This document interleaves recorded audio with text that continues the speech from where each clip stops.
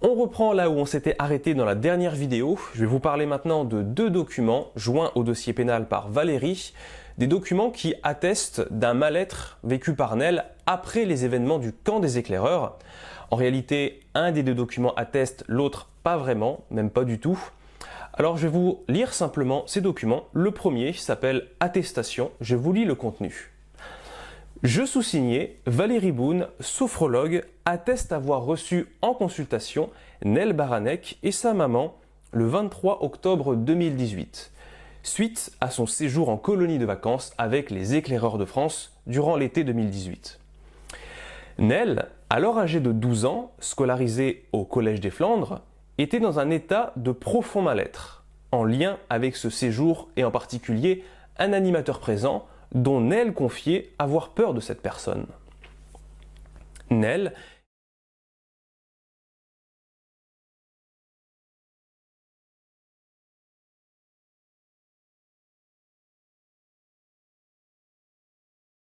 La consultation a eu pour but de pouvoir amener un état de détente et d'échange par rapport à cette situation. En complément, Madame Baranek avait pris un rendez-vous avec le CMP, CMP c'est Centre médico-psychologique, pour un suivi psychologique afin d'amener Nel à aller mieux. Pour faire valoir ce que de droit, Valérie Boone, sophrologue. Je vais vous lire immédiatement le deuxième document qui s'appelle Attestation de présence.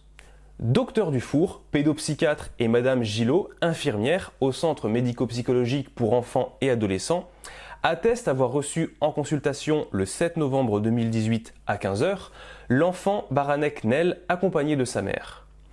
Un rendez-vous est prévu avec Madame Gillot le 29 novembre 2018 à 16 h. Attestation faite à la demande de la maman et remise en main propre. Fait à, il y a un espace, il y a un vide, le 20 novembre 2018, signature et fonction, Madame Gillot, infirmière, docteur Dufour. Voilà. Cette attestation, par contre, ici, n'est pas du tout une attestation comme quoi Nel aurait vécu un mal-être après le camp des éclaireurs. Elle atteste juste une présence, comme son nom l'indique. Donc je ne comprends pas bien en fait pourquoi ce document est présent dans le dossier. Je ne vois pas à quoi il sert. Pour moi, il n'a pas d'utilité. Donc ici, comme on va parler très bientôt de ce mal-être que Nel a vécu, en tout cas qui est décrit ici, je vais me baser sur cette première attestation. Alors si je regarde, il y a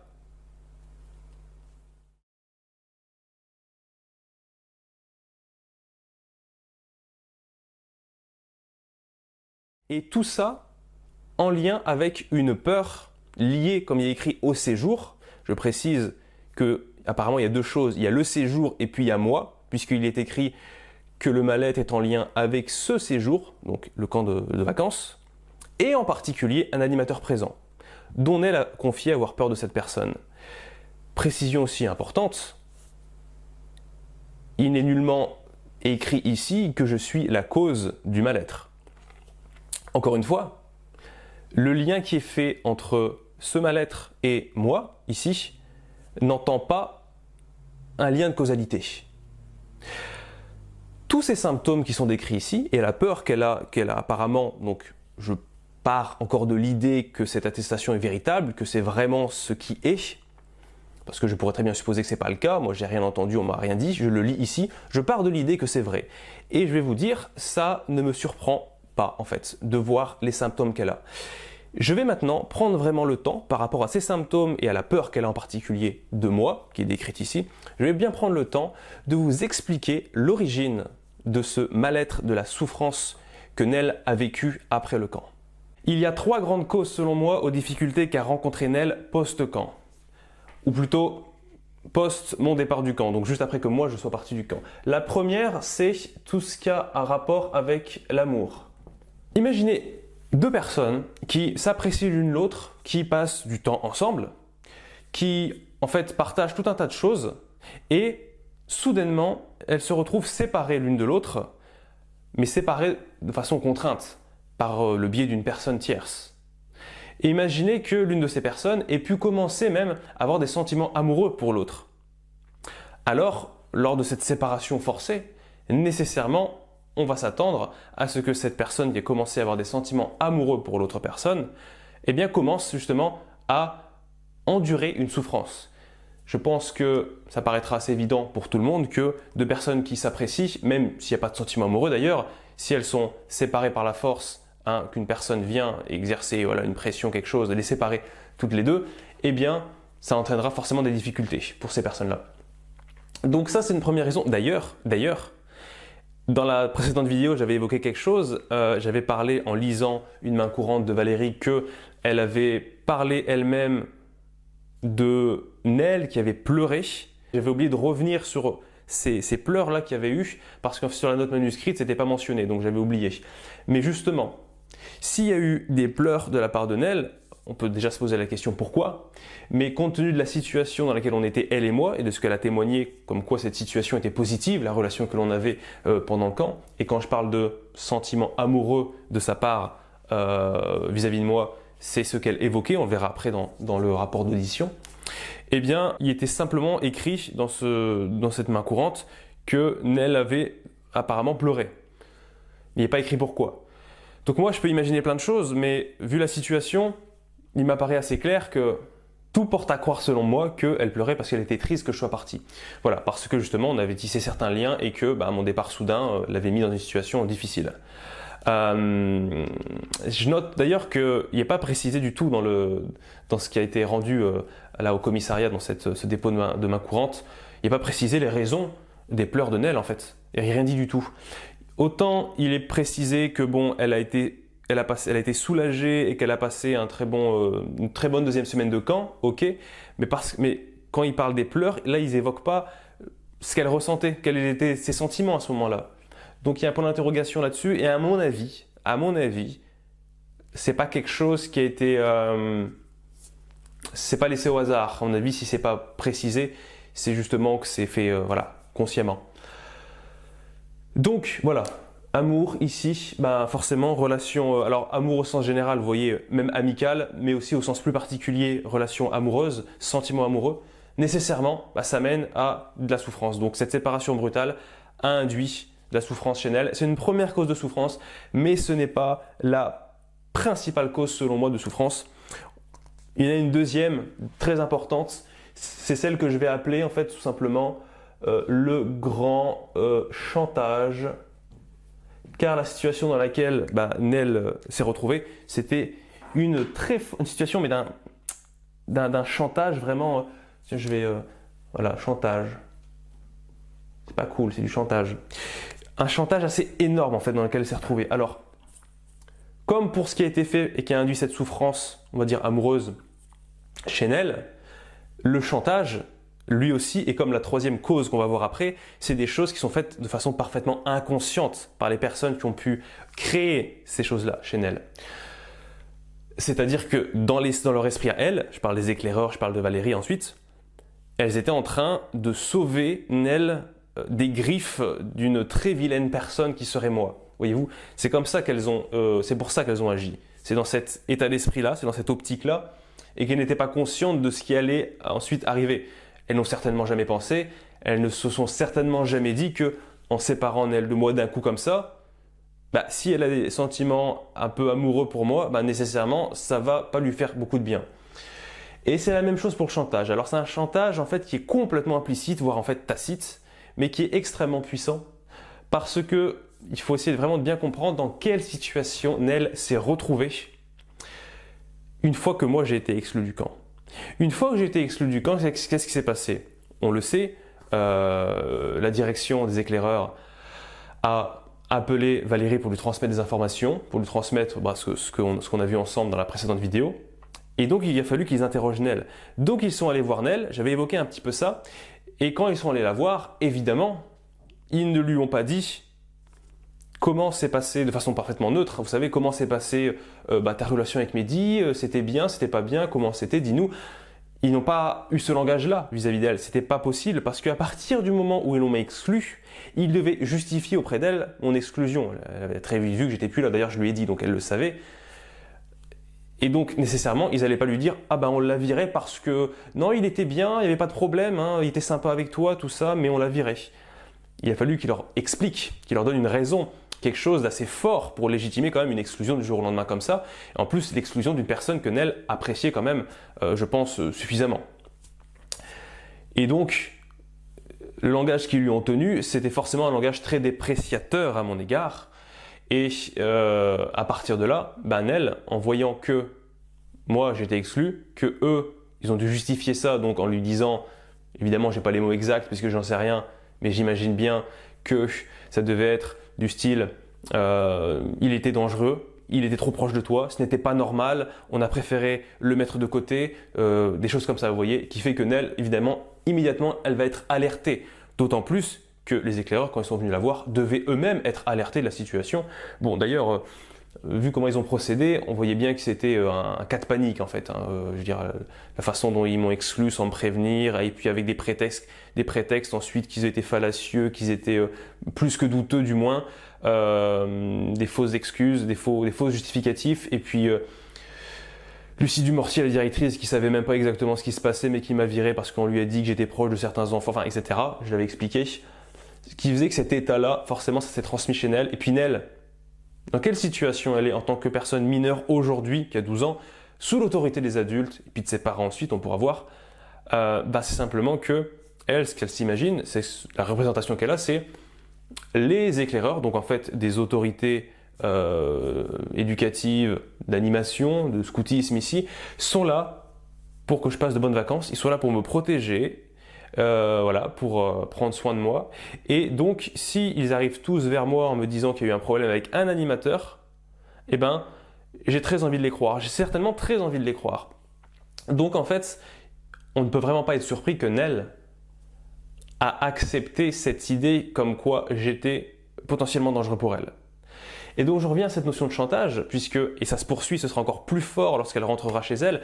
Peut-être a-t-elle été mise en communication avec sa mère, mais je ne pense pas que c'était le cas pendant le camp. Mais en tout cas, ce qui se passe, c'est qu'elle se retrouve dans une situation où, grosso modo, ce qu'on lui dit, alors c'est pas le langage qu'on lui tient explicitement, mais le sous-texte, c'est Nel, maintenant, il va falloir soit que tu nous écoutes et que tu adhères à tout ce qu'on te dit sur Mehdi, ou bien tu peux continuer à l'apprécier, à l'aimer comme tu l'aimais et vouloir peut-être le revoir, sauf que si c'est ça, c'est nous que tu auras sur le dos. Parce que eux, donc là je reprends, parce que eux, les éclaireurs étant convaincus que je suis dangereux, nécessairement ils ne pourront pas la laisser croire, ce sera un danger dans leur esprit à eux, dans leur représentation des choses, que Nel puisse penser que je suis quelqu'un de bien, quelqu'un qui ne lui fait aucun mal. Et ça, c'est d'autant plus fort, c'est décuplé dans son rapport avec ses parents. Parce que les parents, vous imaginez bien qu'ils ne vont pas commencer à laisser leur fille fréquenter une personne qu'ils estiment dangereux, très dangereux pour leur fille. Et tout a montré qu'ils m'estimaient extrêmement dangereux pour elle. Donc elle se retrouve, Nel, dans un chantage qui est extrêmement fort. Un chantage qui lui dit « Ton amour, c'est soit tu le portes vers lui, soit tu le portes vers nous. » Voyez-vous? Donc, en gros, il n'y a pas de demi-mesure. Il faut que tu choisisses, c'est tout ou rien, à prendre ou à laisser. Soit tu l'apprécies lui, tu continues à l'apprécier et tu le montres et tu le dis, etc. Mais nous, comme on est convaincus, donc quand je dis nous, je parle des éclaireurs de Valérie, de sa famille, Nel, comme on est convaincus à 3000% qu'il est très dangereux pour toi, on fera tout pour t'empêcher de le voir et pour l'empêcher lui de te voir. Même s'il faut te faire du mal pour ça. Parce que dans l'esprit des parents ou des éclaireurs, eux, comme je l'ai dit, c'est inconscient, ils ne veulent pas faire du mal à Nel. Mais comme ils sont convaincus, imaginez-vous en tant que parent, vous êtes convaincus que telle personne, un adulte, veut faire du mal à votre fille, est capable de lui faire beaucoup de mal. Mais que votre fille, non, elle vous dit, non, il n'y a pas de problème, je vais le revoir. On va continuer à se voir, il n'y a pas de souci. Qu'est-ce que vous allez faire? Vous allez lui dire, ah non, ouais, t'inquiète, il n'y a pas de problème, vas-y, continue à le voir. Moi, je voulais juste te dire qu'il allait te faire très très mal, il allait te violer, tout ça, il allait peut-être te tuer. Absolument pas. Les parents sont convaincus, ils vont vouloir protéger leur fille. Donc, dans l'idée, c'est très bien. Sauf que là, vous voyez le problème. Vous voyez la fausse croyance, en fait, qui est derrière tout ça et qui mène finalement à plein de problèmes. C'est que les parents, nécessairement, ils vont dire non. Non, tu vas pas le revoir en fait, juste interdit. Et on mettra la pression suffisante, on fera tout ce qu'il faut, on mettra tout en place pour te protéger. Parce que c'est leur idée. Donc c'est ce qui se passe, donc ils peuvent être en capacité, les éclaireurs comme les parents, mais pour le coup les parents étant plus proches de leur fille forcément, et passant beaucoup plus de temps avec eux et ayant une beaucoup plus grande autorité sur leur fille que d'autres personnes, eh bien ce sont eux qui sont les plus à même à commettre des mauvaises choses, à faire du mal de façon indirecte à leur fille en essayant de la protéger d'une personne qui ne lui veut aucun mal. C'est exactement ça ce qui se passe, donc c'est ce chantage qui est tacite, mais qu'elle ressent dans son inconscient, je pense, extrêmement fortement, et qui va la faire immédiatement plier du côté des éclaireurs et de ses parents. En fait, les éclaireurs, en plus, elle les connaissait depuis un certain nombre d'années, d'après ce que j'ai compris. Moi, elle me connaît depuis une semaine, je suis exclu, il y a le groupe, il y a le collectif qui est là, pour lui dire que j'étais dangereux apparemment. En fait, elle a 12 ans, il n'y a quasiment aucune chance quand on y pense qu'elle s'oppose au discours des éclaireurs. Si elle s'oppose, la tension en fait elle va rester. Elle sent très bien la tension qu'il y a chez les éclaireurs quand ils m'ont viré tout ça, quand ils sont venus la voir. C'est quelque chose d'extrêmement désagréable à ressentir. Et elle ne veut pas que ça dure. Mais plus encore une fois, par rapport aux parents, c'est décuplé parce que imaginez un petit peu la situation dans laquelle elle est lorsque ses parents sont affolés. Et quand je dis ils sont affolés, ils sont hyper stressés, etc. C'est pas moi qui le dis, enfin même si je le savais très bien, mais je l'ai entendu clairement au tribunal lors de l'audience, donc on pourra y revenir au moment où j'en parlerai, dans une vidéo ultérieure. Mais il est évident que la fille, voyant ça, elle n'a pas envie de faire durer ce moment de tension très très fort, et donc tout de suite elle veut faire en sorte que ça se calme et que ça s'arrête. Depuis qu'elle est née, elle les connaît, ce sont ses parents, elle a grandi avec eux, elle a un lien affectif, c'est leur figure d'autorité première. C'est la figure d'autorité première, c'est la figure d'affection première. Elle est logée, elle est nourrie par eux. Moi, elle m'a connu pendant une semaine et genre 2 jours quoi. En fait, c'est quasiment impossible que son choix se tourne vers moi, qu'elle se dise « Ah bah non, je continue à l'aimer, j'ai envie de le revoir, et vous faites ce que vous voulez, ça ne changera rien. » En fait non, parce que les parents, ils ont tous les pouvoirs sur elle.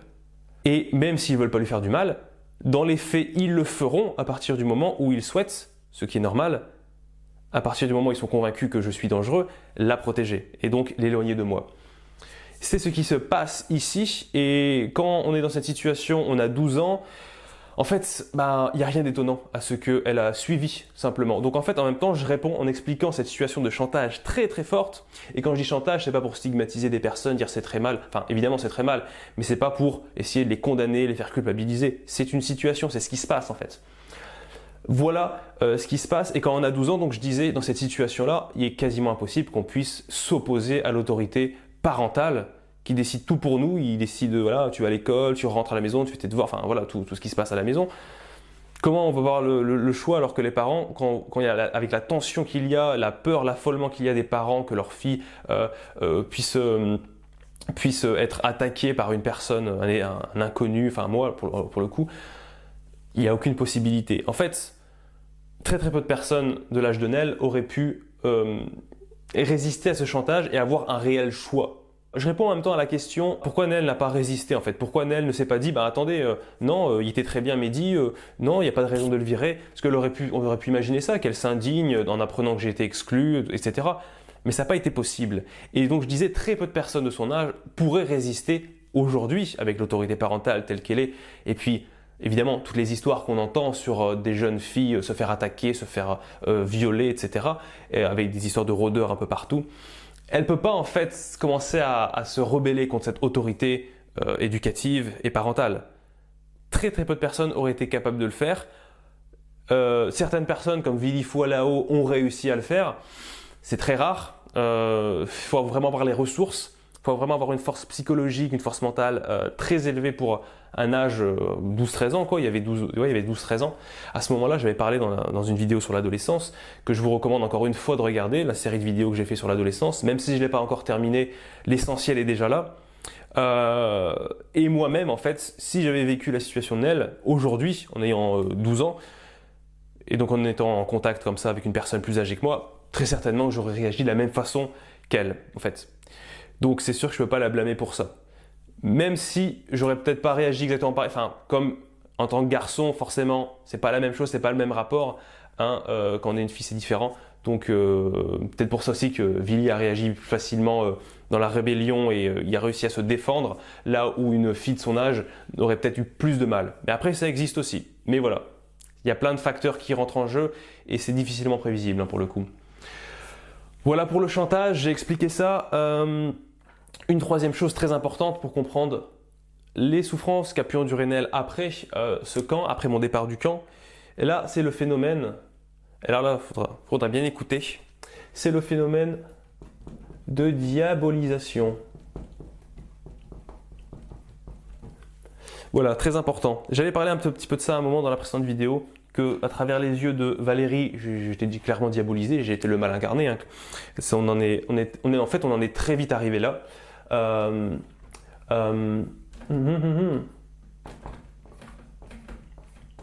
Voilà, c'est le diable.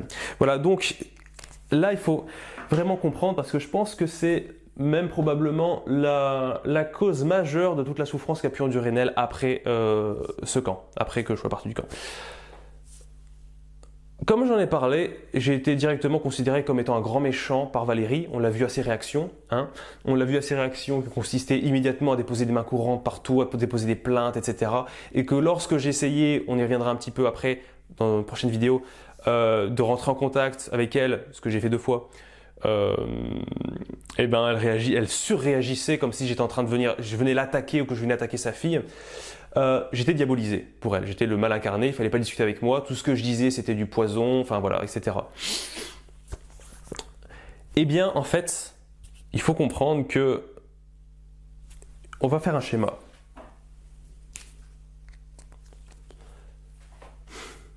On va faire ça comme ça. Ici, c'est Nel. Oui. Ici, c'est moi. Je fais des cercles en fait parce que c'est plus facile. Si je fais des personnages, tout ça, ça va être horrible, je sais pas le faire. Donc je fais des cercles, c'est plus facile. Donc voilà. Hop. Ici Nel, ici c'est moi. M comme moi. Et donc là, on vient de se rencontrer. On ne se connaît pas encore en fait. En fait, on ne se connaît pas. Voilà. On arrive tous les deux. C'était par exemple la première fois qu'on s'est vu, c'était au mois de mai. C'était à Hazebrouck, c'est ça.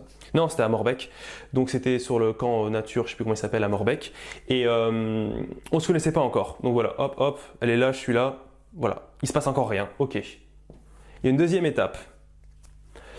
C'est on se rencontre et on commence à passer du temps ensemble. Donc et si on commence justement à passer du temps ensemble, c'est parce que, entre nous, il y a des intérêts communs. Il y a des intérêts... Attends, je vais faire ça en quelle couleur? En vert, allez. Alors, c'est pas un schéma qui présente une ovulation, un truc comme ça, hein, ne trompez-vous. C'est juste, hop, qu'on s'est retrouvés, elle et moi. En fait, c'est ce qui fait le rapprochement de toute personne. Enfin, dès qu'il y a 2 personnes qui se rapprochent, qui passent du temps ensemble, a priori, c'est parce qu'elles s'y retrouvent pour des raisons X ou Y, comme par exemple, elles ont des intérêts communs, elles ont des loisirs qu'elles aiment toutes les deux. Il y a après des choses qui sont pas facilement exprimables au niveau de la personnalité, les affinités qui se créent entre des personnes. Et là, c'est ce qui s'est passé entre nous, forcément. Alors, au début, ça a coupé, je reprends. Donc, je disais, au début, c'était parfaitement anecdotique, puisque c'est comme ça avait été dit, jeter de l'herbe, tout ça, voilà, jouer simplement. Et puis, après, petit à petit, pendant le camp, c'était plus profond, c'était plus fort, en fait, notre relation. Et donc, c'est là, ici, ce que je montre, c'est que elle et moi, donc je vais remettre les initiales, on avait évidemment des choses en commun qui ont fait que, ben voilà, comme 2 amis, comme 2 amoureux, comme 2, enfin, ce que vous voulez, des gens de la même famille qui s'entendent bien. Donc c'est bien parce qu'il y a des choses qu'elles partagent. Si on n'avait rien en commun, ça n'aurait pas pu marcher, on n'aurait pas pu se retrouver, passer du temps ensemble, des bons moments, discuter, enfin voilà, il n'y aurait rien eu. Et puis, on va reprendre le bleu. C'est là qu'il va falloir vraiment, j'allais dire comprendre, mais en fait, c'est pas vraiment compliqué, mais c'est là l'enjeu, c'est là que c'est vraiment important. C'est que la 3e étape, c'est l'étape, donc je refais les cercles, plus ou moins grands des fois, mais bon, c'est pas grave. Hop, là, c'est le moment où, en fait, tous les deux, on est séparés. C'est la séparation l'un de l'autre. Hop, voilà. Donc, distanciation subie, évidemment, même si elle a pu déclarer, en effet, enfin, d'après ce qui est dit, 2 jours après qu'elle était soulagée, etc. Distanciation subie, elle a pleuré, etc. par les éclaireurs. Ils ont décidé que c'était mieux ainsi parce que voilà, ils m'ont vu comme dangereux, j'en ai parlé. Sauf que c'est là que tout va se passer. Ou enfin tout, la plupart en fait. Quelque chose de très important qui a rapport avec justement la diabolisation. C'est que nous sommes séparés. Cela dit, ces choses qu'on avait en commun, c'est des choses que l'on a nous, chacun de notre côté. Et lorsqu'on s'est rencontrés, on a pu les partager. Donc c'est des choses qui font partie intégrante de nous. Que l'on soit en réalité ensemble, là, c'est-à-dire on partage du temps ensemble, ou que l'on soit séparés, ces choses qu'on a en commun, elles existent toujours, avant comme après. C'est-à-dire qu'en fait, ici, elles étaient déjà là, elles étaient déjà là. Et une fois qu'on est séparés, même chose. Elles sont encore là, et elles sont encore là. Sauf que, quand j'étais séparé, quand on a été séparés, il n'y a pas eu de nuance sur le jugement qui lui a été donné. Ils lui ont jamais dit, par exemple avant qu'il y ait une séparation, est-ce que tu veux rester avec Mehdi? Est-ce qu'il t'embête ou est-ce que ça va? Une fois qu'on a été séparés, ses parents ne lui ont jamais dit, est-ce que tu veux quand même le revoir? Ça n'a pas existé tout ça, on est bien d'accord. J'ai été parfaitement diabolisé. Tout le discours qui était sorti contre moi, tout ce que j'ai entendu venant des éclaireurs, venant de Valérie, après des tribunaux, tout était négatif. Tout était négatif. J'étais le grand méchant, le grand méchant loup.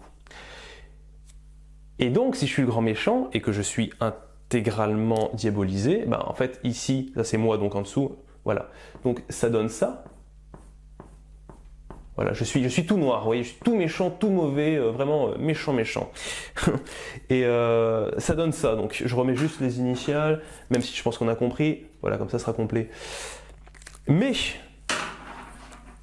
si je suis entièrement diabolisé, rappelons-nous, il y avait les parties communes. Eh bien, il se trouve que, par la force des choses, qu'on le veuille ou qu'on ne le veuille pas, Nell sera, au moins partiellement, elle aussi, diabolisée.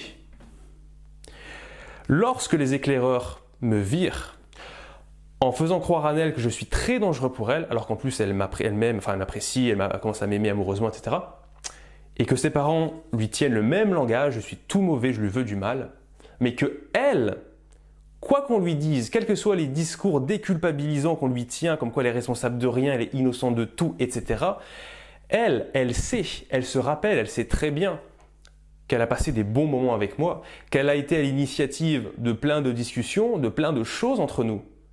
Elle sait bien qu'elle était active dans la relation, que c'est pas moi qui la traînais par la main droite à gauche, j'avais même tendance à la laisser plus venir vers moi que l'inverse. Et bien donc, elle, qu'est-ce qu'elle va ressentir? Elle va se dire, mais en fait, si il est si dangereux qu'on me le dit, s'il est pervers ou je ne sais quoi, eh bien ça veut dire que moi aussi, je suis un peu comme ça, puisque j'ai aimé être avec lui. Et donc, en me diabolisant, parce que Nell a adhéré au discours diabolisateur de son entourage, en me diabolisant et en me considérant comme quelqu'un de parfaitement mauvais, de façon irrémédiable, elle se considérera elle aussi, au moins en partie, comme mauvaise. Et ça génère énormément de souffrance. Je pense qu'on peut le comprendre. Donc, qu'est-ce que Nell va faire à partir de là? Là, il y aura un cercle, il y aura ce que j'appelle un système de souffrance qui va se mettre en place, une sorte de cercle vicieux.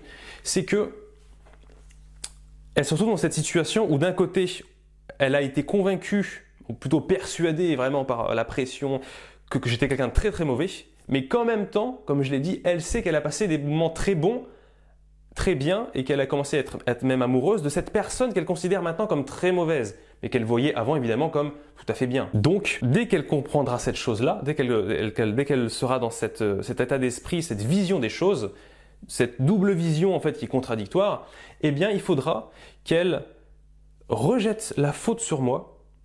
Elle rejette toute la faute sur moi pour s'estimer complètement irresponsable de tout ce qui s'est passé.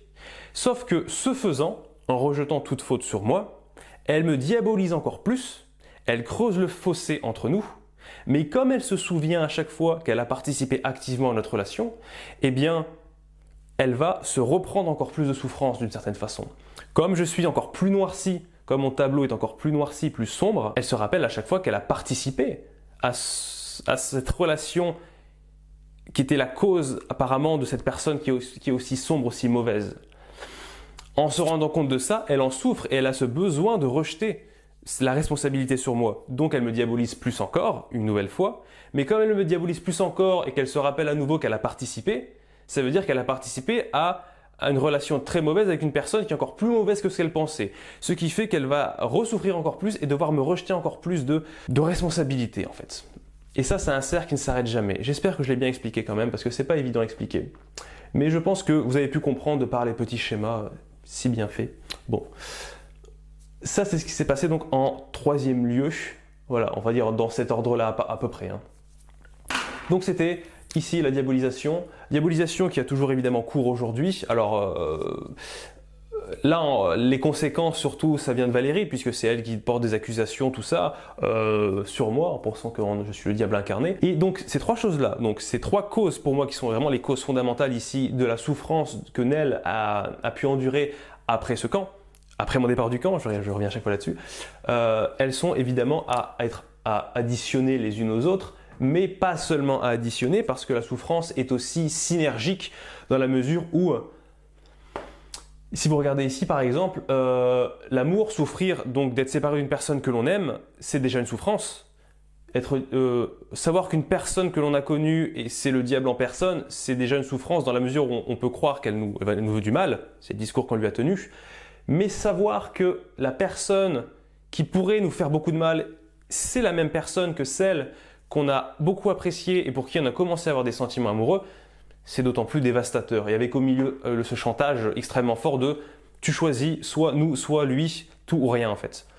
Ce qui est un chantage, c'est un chantage mais qui ne présente aucun choix en réalité. Elle a absolument aucun choix là-dedans. Je veux dire, à son âge et avec l'autorité qu'elle a, elle ne peut pas choisir, c'est pas possible. Voilà. C'est ce que je voulais expliquer ici, donc dans cette vidéo avec ce petit schéma ici, par rapport à les raisons de la souffrance de Nel. Merci. Bon, j'efface ça, hein, c'est vraiment trop raté, quoi. Je voulais terminer en disant que cette situation, si on la regarde en prenant un peu de recul, on s'aperçoit que le problème a été fabriqué de toutes pièces et puis qu'ensuite, en réponse à ça, des personnes ont proposé une pseudo-solution qui n'apportait en réalité aucune solution de façon radicale à ce problème. Ça fait penser en fait étrangement il y a quelques années à peine en fait il y a 1 ou 2 ans, à ce qu'avait fait Emmanuel Macron lorsque, après avoir séquestré toute la population, avoir forcé les personnes à être masquées, les avoir isolées et être l'auteur de toutes sortes de troubles psychologiques chez ces personnes, et je parle en particulier ici des personnes mineures, même s'il n'y a pas qu'elles qui sont concernées, eh bien, il est venu, quelque temps après, auprès de ces personnes pour leur proposer des tarifs réduits en séances de psychologie, comme s'il apportait une solution, comme qu'il venait en aide, comme qu'il était un soutien, comme qu'il était un sauveur finalement. Eh bien, c'est un peu ce qui se passe en fait, ici dans cette situation avec Valérie, une situation de pompier pyromane. Elle vient fabriquer ce problème chez elle, un problème qui n'existe absolument pas, elle l'a créé, et elle pense apporter une solution. Quand je vois ici des attestations de séances de pédopsychiatrie, de sophrologie, on est vraiment là-dedans. Et quand je lis, ici par exemple, ce que j'avais lu, hein,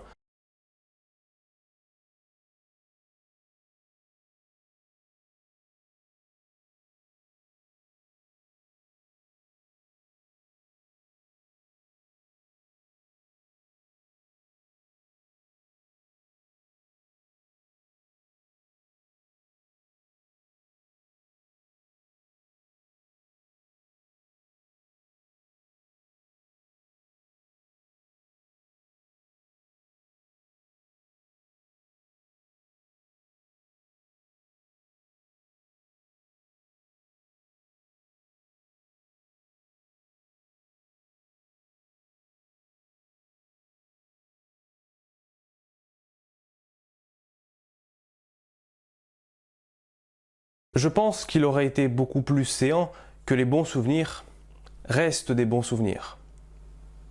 On se retrouve pour la suite dans la prochaine vidéo.